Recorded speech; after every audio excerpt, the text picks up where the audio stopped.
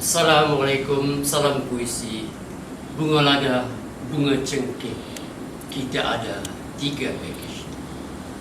Dalam kuliah Maya untuk bimbingan menulis puisi bagi tunas muda dan tunas remaja peringkat Negeri Terengganu dan Negeri Kelantan, cikgu akan membicarakan 3 package untuk kuliah Maya ini. Yang pertama ialah pengenalan, yang kedua aspek bahasa dan isi dalam sajak, dan yang terakhir ialah kita menulis sajak dan kita pemurnian sajak, ya. Pemurnian sajak.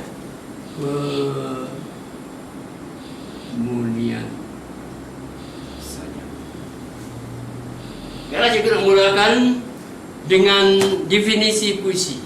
Apabila kita nak berbicara tentang puisi, maka kita harus melihat definisi puisi terlebih dahulu. Definisi puisi ini banyak, tapi cikgu pilih 2. Yang pertamanya zabah, iaitu pendeta bahasa kita. Kata zabah, puisi itu karangan berangkap. Apa maknanya? Karangan bukan karangan yang kita tulis dalam bilik darjah. Karangan itu sesuatu yang digubah. Umpama kita menggubah bunga daripada daunnya, rantingnya, bunganya, kita gubah, kita masuk dalam was jadi satu karya. Kita namakan gubahan bunga. Dan inilah yang dimaksudkan oleh Zabah, bahawa sajak itu, puisi itu sesuatu yang perlu digubah semula dan bentuknya berangkap, bukan berperenggan. Kalau cerpen berperenggan, rencana ada perenggan, tapi sajak puisi berangkap. Itu definisi pertama. Definisi yang kedua ialah yang dinyatakan oleh seorang pengkritik barat, iaitu Samuel Taylor Coleridge. Kata Samuel Taylor Coleridge, puisi itu kata-kata terbaik dalam susunan terbaik. The best word in the best order. Apa maksudnya? Di sini ada 2 karya penting, iaitu kata-kata terbaik itu diksi.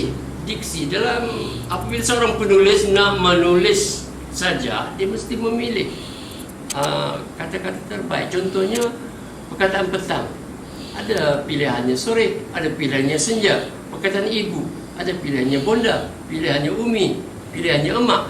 Jadi laut begitu juga, laut, segara. Ini adalah pilihan diksi. Dan diksi, kata-kata itu apabila kita nak mencipta saja, kita tulis, kita susun, kita bina kalimat yang puitis. Kalimat puitis itulah kita namakan dalam susunan terbaik, in the best order. Baik.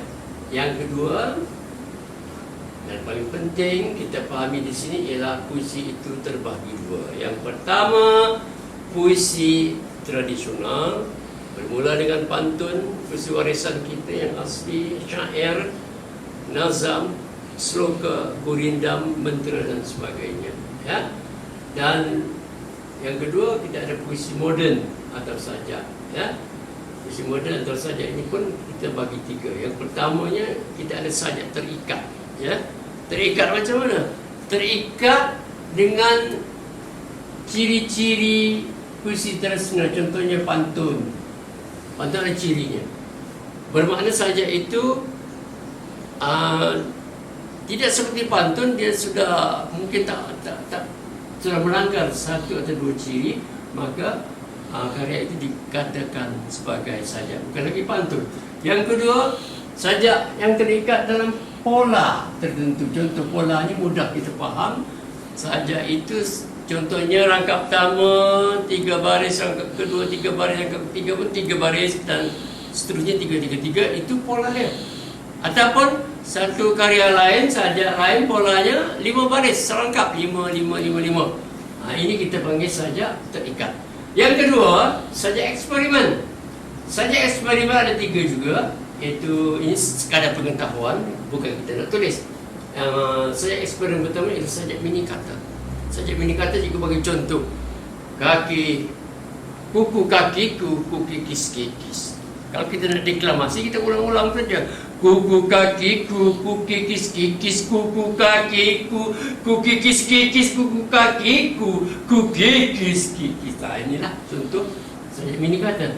Sajak 3V dipopularkan oleh Agi. 3V, V yang pertama itu vokal, V kedua verbal, V ketiga visual. Contohnya taktun. Ini boleh kita search dalam Google dan dalam internet.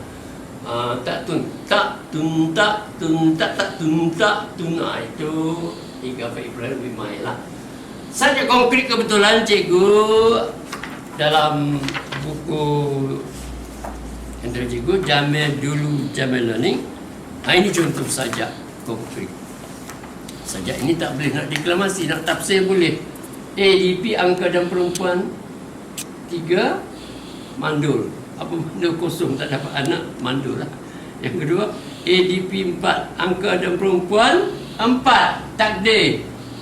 Kalau lelaki cari isteri nombor 2, isteri tak mengamuk, tapi dia cukup 4, dia pun tak mengamuk lagi, dia kata Allah takdir. Ini contoh sajak konkret. Okay, baik. Dan dalam konteks bimbingan kita, yang kita nak fokus ialah ini, sajak bebas. Ini fokus kita, sajak bebas. Dan dalam sesi pengenalan ini, cikgu nak fokuskan satu perkara yang sangat penting, bahawa sajak di Malaysia ini ada satu proses evolusi, ubah suai daripada posisi tradisional, terutamanya pantun. Ubah suai, maksudnya pantun tu dia ada sifat, dia ada ciri dia. Dan sebelum kita faham yang nombor 3 ni, kita kena faham dulu nombor 4, iaitu ciri pantun. Yang pertama ada pembayang maksud dan maksud. Yang kedua, 4 hingga 5 perkataan sebagai seimbang. 3, 8 hingga 12 suku kata sebagai pun seimbang. 4, rima akhirnya A, B, A, B. A, B, A, B itu apa ni, simbol rima. Yang kelima, jeda di tengah baris. Okey. Sebelum kita melihat bagaimana proses evolusi itu berlaku daripada pantun kepada sajak, cikgu nak fokus kepada ciri yang kelima pantun, jeda di tengah baris. Kalau kita lafaz pantun, Pulau Pandan jauh ke tengah, Gunung Daik bercabang 3, hancur badan dikandung tanah, budi yang baik dikenang juga, jeda di tengah. Jelas, pantun apapun, pantun 2 kerat pun jeda di tengah. Gendang gendut tali kecapi, kenyang bersuka hati.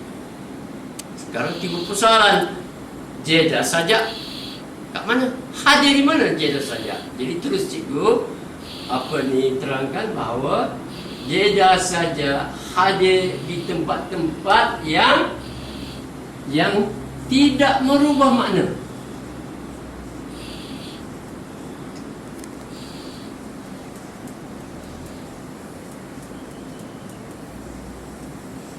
Yang tidak merubah makna.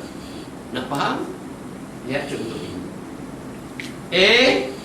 Kalimat tangkap, ini jeda, jangan bunuh.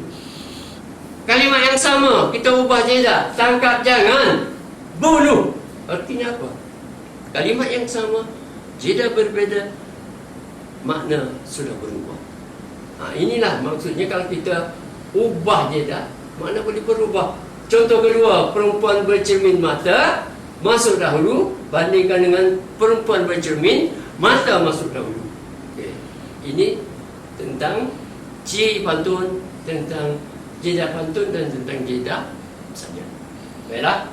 Sekarang kita pergi pada apa maksud proses evolusi perubahan yang cikgu maksudkan daripada puisi tradisional menjadi sajak ni. Sebagai contoh, menghilangkan pembayang maksud.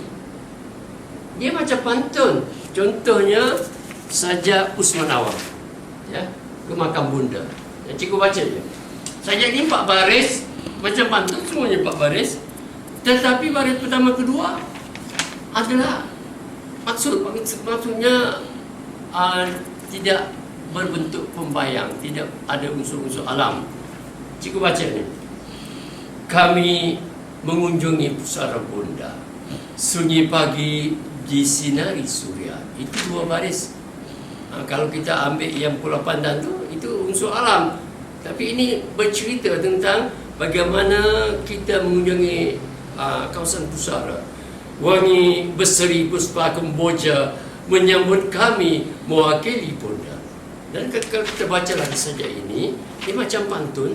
Tapi kerana sajak Usman Awang ini sudah menghilangkan pembayaran maksud, maka ini bukan lagi pantun. Inilah yang dinamakan proses evolusi perubahan. Yang kedua, kata dalam baris tak lagi seimbang. Contohnya kalau pantun kita kata mesti 4 hingga 5 perkataan sebaris. Contoh saja ada satu saja. Baris pertama 4, baris keduanya 5, baris ketiganya hanya 1 perkataan, baris keempat mungkin 7 perkataan. Maka ini pun kita namakan proses evolusi yang telah melanggar ciri-ciri pantun. Maka ini dinamakan sajak. Dan sebagai rumusan yang poin ketujuh, kalau kita penulis terkenal, satu baris kita tulis pun dinamakan sajak. Contohnya sajak yang ditulis oleh penulis Indonesia Situr Situmorang, judulnya Malam Lebaran. Sajaknya satu baris saja, bulan di atas kuburan. Malam Lebaran, bulan di atas kuburan. Dan sebagai penutup untuk package yang pertama ini, pengenalan, Cikgu nak bacakan sajak Malam Segar Evergreen karya sastrawan negara Usman Awang, Ke Makam Bonda. Sajak ini memang sampai sekarang pun masih dideklamasikan ramai orang. Kami mengunjungi pusara Bonda. Sunyi pagi disinari surya, wangi berseri puspa kemboja menyambut kami mewakili Bonda. Tegak kami di makam sepi, lalang-lalang tinggi berdiri, dua nisan terkapar mati, hanya papan dimakan bumi. Dalam kenangan kami melihat mesra kasih Bunda menatap, sedang lena dalam rahap, dua tangan kaku berdakap. Bibir Bunda bersih lesu, pernah dulu mengucupi dahiku, kini kurasakan kasihnya lagi meski jauh dibatasi bumi. Nisan batu kami tegakkan, tiada lagi lalang memanjang. Ada doa kami pohonkan, air mawar kami siramkan. Senyum kemboja menghantar kami, meninggalkan makam sepi sendiri. Damailah Bunda dalam pengabadian, insan kerdil menghadap Tuhan. Begitu bakti kami berikan, tiada sama Bunda melahirkan. Kasih Bunda tiada sempadan, kemuncak murni kemuliaan insan. Baiklah, kita akan bertemu lagi dalam ceramah maya untuk package kedua, bahasa Indonesia, dan package yang terakhir tulis saja, pemulihan saja. Sekian, terima kasih.